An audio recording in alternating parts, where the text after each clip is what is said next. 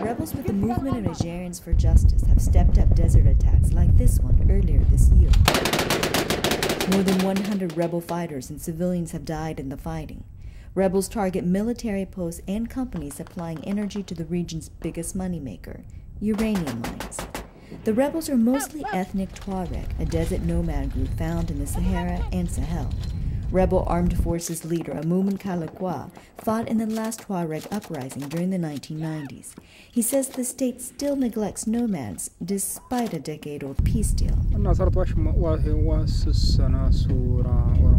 More than 30 years of mining has left us even poorer than before. We just want a say in what happens in the desert and for the state to share uranium profits with us. What they are doing is like building a water well in someone's home, but not letting people who live there drink from it. Niger's President Mamadou Tandja refuses to negotiate with the rebels, calling them drug traffickers.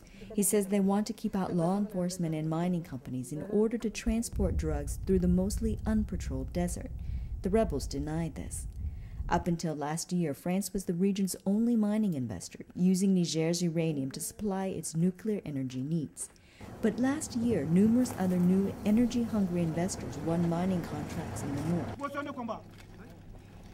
Rebels have threatened to disrupt mining activities until they get a bigger share of profits.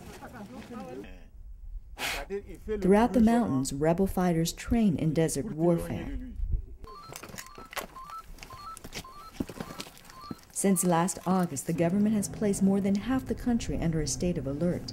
Security forces carry out identity checks and detain people suspected of working with the rebels. Herder Istafa Ehiya says his grazing camels wandered last December out of the desert onto the paved road linking the mining towns Arlit and Agadez.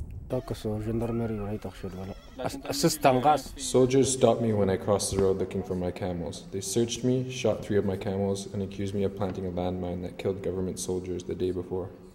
The 70-year-old herder lives 40 kilometers from where he was arrested. He says he did not know about the mine explosion. Ehiya was released after 9 days in detention. He has retreated deeper into the Air Mountains. He says that perhaps in this corner of the desert, he and his animals will be safe from the rebellion. Phuong Tran for VOA News, Air Mountains, Niger.